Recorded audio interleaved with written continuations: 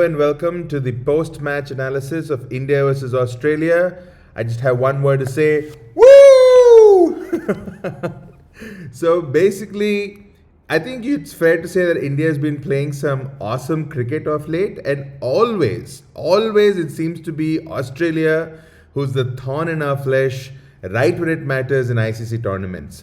Or should I say, more than Australia, there's been a Travis migraine in our heads, and this time it wasn't to be. This time the stars aligned, and India finally made it through. Okay, we haven't won the Champions Trophy yet. Okay, so I'm not getting ahead of myself, but good God, that was quite a nerve-wracking game. So, what worked in our favor? What did not work in our favor? Did we really do so well for us to be so excited, or is it the result that gets us excited? So these are all great points, and we shall discuss all of these in today's program. Let's start off with the bowling. I think the Indian bowlers did a fantastic job. You have to say, throughout this tournament, I kept saying that Shami wasn't at his best. You felt that he was laboring through. Not today at all. You could really see that he was up to it today. I don't know if his body was completely up to it. I don't think he's still back to that vintage Shami that we saw in the 2023 World Cup. But today he was game on. You could see that he had elevated his game multiple levels. He ran in with the rhythm. He ran in with purpose. And the initial couple of overs, I don't know what it was. Was it the fact that the Australians weren't used to the pace of the pitch? Or was it the ball was really swinging around or something? But there seemed to be a crazy number of hits and misses. Can you imagine that the opener, Connolly, now first of all, how is he opening and where did he come from? That's a different story. We'll get into that later when we discuss Australia's batting. But basically, he wafted at like 9 deliveries out there. He tried to make contact with 9 deliveries. Understand this, it's an opening batsman for one of cricket's greatest teams, and the guy can't even make contact with the ball. Let alone hit it, he's not able to touch it. And when he finally does touch it, he nicks it behind. So that wicket is as much earned by Shami as is given by the Australian team management. There was no reason why a complete stranger, when I say stranger, someone who has barely played any matches, someone who hasn't figured in this tournament at all, in the semi-final, you're putting him opening the batting. That doesn't make any sense. I think even club cricket management is a little bit better than that. Let's come to the second wicket, which took some time, right? Travis Head and Steve Smith had a really good partnership. Travis Head, apparently he started off the slowest among all his innings, was this innings. You could see that he was hitting and missing a lot of times. And there was this one time where, he kind of hit one, I think it was the very first over, and the ball just kind of went to the left of Shami and he put his hand out and catch miss, and you were like, oh my God, is going to come back to haunt us. And there was an ender over of Pandya where that also was very tight. There was a lot of plays and misses, and Travis Head was indicating the ball was kind of coming on to him. Because Australians don't know how to play bounce, right? All of a sudden, oh my God, the ball is bouncing. Anyway, so the fact is, kind of after going through that initial 2-3 overs, Travis Head being Travis Head starts this slashing the ball, with barely any room in the off stump. I don't know how he does it, stays leg side of it and just slashes it. And it just goes with such speed and such ferocity that I feel the fielders don't even want to get behind it. And before you knew it, he was way more than a runner ball. He was almost at a strike rate of like 120 or 130. And you just felt that the game was just getting away from us. You felt another 4 or 5 overs of him doing what he's doing and the game is gone. And I think that's where some great captaincy, you have to credit Rohit Sharma throughout the whole tournament, the way he's been managing his bowlers, and specifically in this game. Sure, he's got the luxury of these 4 spinners. But by the way, I felt in today's match, strangely enough, maybe 4 spinners was a bit overkill, right? So we'll come back to that later. But anyway, him bringing in the spinners as early as, was it the 6th over or the 7th over? I'm not sure. I think 6th over to counter both these guys, and it was Kuldeep Yadav actually who first came in. Obviously, I think as a matchup for the left-hander, sure, but Kuldeep Yadav coming in and Varun Chakravarti. What a difference he's making out to be. It really wasn't all that great a ball. It was just his first ball. But you could see that they were so psyched out about this Varun Chakravarti character. So there was a small clip of Travis Head discussing with Daniel Vettori, the batting coach of the Australian team. Well, the New Zealander guy, basically, who's now the coach of the Australian team. I think the bowling coach, I'm not sure. And they were discussing how Varun Chakravarti releases the ball, what is the carom ball, what comes out of their hand, or whatever it is. But whatever it was, Travis Head barely gave himself any time to even see what the ball was, because the very first ball he bowled, he wanted to show him who's boss. And guess who's boss? It's Varun Chakravarti, not Travis Head. So ball goes high in the air, and you were just like, please hold on to the catch. And I should say it was a damn good catch. Shubham Gill coming in, running all the way from the boundary. And Harsha Bhogle said, do you think he was thinking who the batsman was? And if he was really thinking that the batsman is Travis Head and he missed it, I think he would have been dropped from all of cricket forever in life.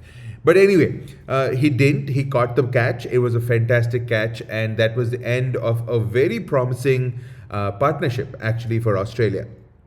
In walked at number 3, Mr. Steve Smith Part 2, which is Marnus Labuschagne. And I should say, Labuschagne did play well. There was nothing about his batting that you could say was not good. He is a kind of a grafter, in many ways, a little bit less aggressive than Steve Smith too. And I felt that it was right. I mean, what he was doing, they were trying to knock it around, take the single, and before you knew it, I didn't feel that, unlike the New Zealand game where I felt New Zealand really got bogged down by the Indian spinners, I didn't feel that was the case over here at all. In fact, they were going at 5s or a little more than 5 pretty much all throughout the entire innings. Of course, the acceleration at the end did not happen because they kept losing wickets. But the innings was at a very steady pace. They kept finding boundaries every now and then. There were quite a few dot balls, but they kept finding boundaries every now and then, and they actually batted really well. Then finally, one word over here about Steve Smith. We're going to analyze his batting a lot more in detail. But Steve Smith is the kind of guy, he's the kind of guy who's like a slap on the face of pretty much every single batting coach out there. Whoever says you got to put your hand, down like this and your elbow up and you got to stand like this and you got to do that, you got to do this. Steve Smith is like, nope, you need not do any of that stuff. You can bat the way you bat, and if you got good hand-eye coordination, you can do it. And that's pretty much what he did. He pretty much looked unbeatable the entire time that he was there. And you should say that he was able to find the gaps with remarkable ease and remarkable precision. And the singles were there to be taken like that. India is not the strongest fielding side. It has improved a lot over the last few years. But you could see that there was a difference in the fielding quality between India and others. The ones that could have been tight weren't tight at all. There was barely any pressure from within the circle. There were easy twos on offer everywhere, and there was always a release ball somewhere or the other which they were managing to put away. So that was a very, very good phase for them, and it was almost against the run of play, I would say, that Marnus Labuschagne managed to get himself out. Right, so this is where we got to talk about another key figure in our bowling, which is Ravindra Jadeja. I've always said Ravindra Jadeja is one of the best players to play for India, especially in white ball cricket. Even in test ball cricket, of course, even in red ball cricket, but definitely in white ball cricket, you can never keep him out of the game. He's the first probably true three-dimensional player, and today his bowling was just on point. The bowling was always accurate, was always there and thereabouts, and you were just waiting when the first ball is going to spin, because the moment that first ball spins, that is when there's going to be that element of doubt in the batsman that any ball could spin after that. So as the ball was getting a little bit more old, you could see that he was getting a little bit more purchase, and Marnus Labuschagne's wicket was just that. It wasn't that he was playing down the wrong line or anything of that sort. I think he was just squared up a little bit and it just hit him, and it was pretty much plumb in front. The only question was it going down a little bit down leg? but the ball just spun enough just to hit the stumps, and that was that for Manus Labuschagne. In walked actually one of Australia's most exciting batsmen, Josh Inglis. He's also the wicket keeper, second wicket keeper along with Alex Carey, in fact. But Josh Inglis was very good, but it was an innings that just didn't take off. I guess it was coming to a point where they were trying to accelerate. Batting first, you always have to set the momentum. You're not always sure what is the right pace to be at. So I felt they were at the right pace, and I didn't feel like it was necessary for them to take so many risks quite so soon, especially given the fact that I felt they didn't have great depth in their batting. So a couple of shots went that way, and then, of course, our man Jaddu claims his second wicket too. Then actually started one of the best periods for the Australian batting and one of the most worrying periods for the Indian bowling. In one of the pre-match conferences, talks, I think it was Dinesh Karthik who said that one of the greatest worries for the Indian team, and coincidentally even I said the same thing too, is that our death bowling is the greatest worry, because if there are two batsmen who are going to be set till the 40th over and they've played out the spinners, then guess what? There's going to be at least about 4 to 5 or maybe 6 overs of spin between overs 40 to 50. And that's exactly what happened. But we said that in order for that to happen, there need to be 2 set batters. And guess what? That's exactly what happened too. There were 2 set batters by the time over 40 came around, and we had only a few overs of pace bowling to go through, with one of the pacers being Hardik Pandya, who is, while he does pick up wickets every now and then, he's always on the costlier side of things. And Mohammad Shami, of course, whom was not at his best, but he was subpar. And that's, I guess, when Alex Carey came in, and Alex Carey is like Adam Gilchrist part 2.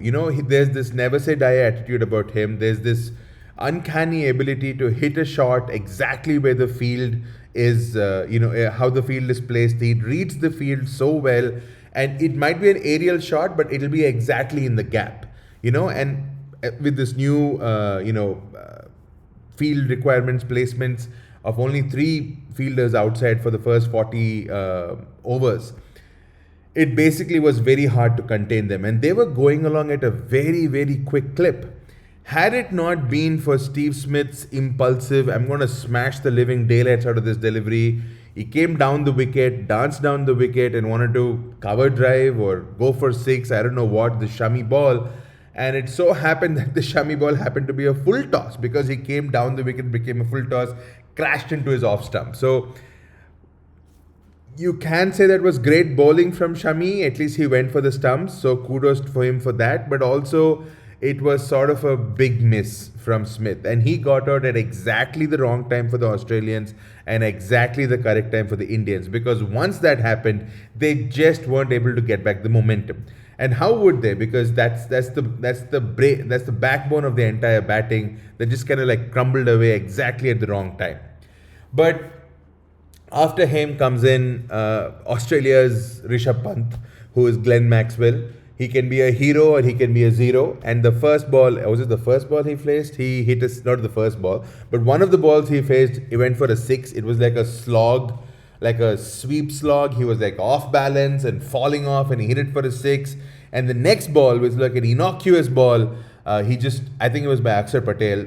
Obviously, it's amazing how Akshar Patel, I said this the first time, the same ball goes for a 6, goes for a single, gets a dot ball, and gets a wicket. So anyway, so one ball goes for 6. The very next ball is actually shorter. It's not as full, and it's faster. And Glenn Maxwell just completely reads it wrong, wants to smash that too when he should have just defended it, and gets clean bowled. And Harsha Bhogle made a fantastic statement saying these 2 balls signify Glenn Maxwell's career. He can be extremely exciting in the form of that 6 and infuriating in the way in which he got out. And you should have seen the disappointment in Matthew Heron's voice too, that why did he do that? This was the opportunity that was right for him, and he just kind of blew it. So anyway, that was the end of Glenn Maxwell, and that's when you thought that the innings would actually just completely fall apart. But not to be the case, because Alex Carey was still there, and he was still batting very, very sensibly and very well. So in walks Ben Dwarshuis, and though he was slow in how he was going about it, he was actually effective. He was actually giving the strike to Alex Carey, and they had a decent partnership. So while it wasn't really at a pace at which it needs to be towards the end of the innings, things were actually kind of moving along. And I would say, I think it was the 47th over, the beginning of the 47th over, that Alex Carey got run out. And that was a fantastic piece of fielding by, once again, one of India's best outfielders, Shreyas Iyer. His arm is like a rocket arm. So I'll say first is actually Jaddu. Second is definitely hands down Shreyas Iyer, one of the best fielders you'll find. I think this is the second or the third time he's had a run out that's changed the course of the match. Great awareness to run him out. He was running towards the danger end. He was the guy we wanted to get out, and that's who we got out. And I think that was the difference of about 20-25 runs right there. The last 3 overs without a proper bat, you really had to feel that the Australians kind of missed out on a 20-25 run window, and that ultimately was the difference between a winning total and a par/subpar total. So yeah, 264 is not a bad score, but was it a winning score? No. The reason I say that is because this was probably the best pitch in Dubai so far. This was probably the best pitch that we've had to play in this tournament so far, we as in Indians. And though 264 was definitely higher than the 246 that we scored, or even, the 234 or 240 that Pakistan scored, 247 Pakistan scored, still it was definitely subpar because the pitch was way better, the ball wasn't skidding as much, and it wasn't as low and slow as the previous games, and you always felt that it was about 20-25 runs too short. And really kudos to the entire Indian bowling setup to really restrict the Australians to where they were. So while the Australians can say that they were a few bowlers short by not having their first choice bowlers, they definitely had their first choice batters, and great job by Team India to restrict them to where they were. The match was pretty much decided in lunchtime. By lunchtime, you could say India had a 60-40 edge over Australia. The match was India's to lose, not Australia's to win. We just had a video where we talked about India's bowling, and we analyzed also Australia's batting, or the lack of it, if you may. And this time we're going to talk about India's batting, or shall I say, the engine room of India's batting, which once again, I feel proud to say, is none other than the king himself, King Kohli. It's been forever since I've said that, and it seems like he was always kind of working himself back into form, and you always knew that big innings was around the corner. I know he didn't get a century this time, and he didn't score the winning runs or anything of that sort, but this was that innings. This was the innings where you could say Kohli was back. And the reason I say that is not because of the boundaries he hit, or because of how he was able to handle the pressure or anything of that sort. It was mainly because of one thing: when Kohli hits the ball and he's able to find the gaps, and he's able to rotate strike in the most easiest of manners, and he's able to absorb pressure and take control of the game and be the chase master that he's so known for. That is when you know that vintage Kohli is back. So is vintage Kohli back? I'll say about 90% he's back, right? 90%. So what is the remaining 10%? You still want that ferocious whip, that goes for a 6. You want that back foot punch through the cover drives. You want the fantastic follow on after a beautiful, cover drive. Those were things that are still not there, and I guess that is what you'll say comes with peak Kohli form. But I'll take this any day of the week. And I'm glad it happened on such a big stage. So whenever there's a big stage, the big players always stand up. And this time it was Kohli. And he made sure that India got over the line. You could see it in the eyes. You could see it in the way he was doing it. The guy was ready for it. So let's start at the front. Let's start with the Prince. Shubman Gill once again had a very underwhelming performance. When he hit that 4 coming down the wicket and just throw the, that mini short arm jab kind of thing, you felt okay, he looks good. But it's just, the shot that he got out to was really a nothing shot. What was he trying to do? Was he trying to run the ball down to third man? Because there was a point fielder, most probably would have been intercepted by him. So it probably wouldn't have been, a run, or maybe max 1 run. The pitch is slow, so the ball obviously is coming on a little bit slower, and so he was early into his shot. Ball kind of hit his bat, and went onto the stumps. So just an opportunity lost. It's a big stage. You need to make your mark on the big stage. That is when you go from becoming the prince to the king, or the king in waiting. Else you'll just forever remain the prince. So just know what the big stage is and stand up and be counted next time. Rohit Sharma lived a charmed life. That's all I can say. He got dropped, was it 3 times or was it 2 times? I'm not sure. So there was this. I think it was the very first. He hit a four, and then he went for that cut shot of his, and the ball just kind of went to hand. Okay, slightly tough chance, but at this level, you'll expect that catch will be taken 9 out of 10 times. And who else to drop it apart from the guy who scored 0 of 9 balls, Connolly? So anyway, he drops it, and you'd think that Rohit Sharma's learned his lesson. He'll be a little bit more careful. But then he again goes for one more crazy shot a couple of overs later, and it was like a flashback. It was like reminiscent of 2023 World Cup final, where he kind of goes after Maxwell. Ball goes high in the air towards the covers. Travis Head runs behind it and takes it, from a beautiful catch over his shoulder. But only difference is now it was going slightly wider. Mid-off ran behind it, and it was Marnus Labuschagne, I think, who ran behind it. Did a fabulous job in getting there and almost pulled off a blinder. So he survived that too. But then you just felt he wasn't fully himself. So yes, he wanted to be committed to give India that fantastic start that he wanted to. And I guess India was roughly at 5 and over, 6 and over, mainly because of him. I think he played a runner ball 29 or 30 or something of that sort.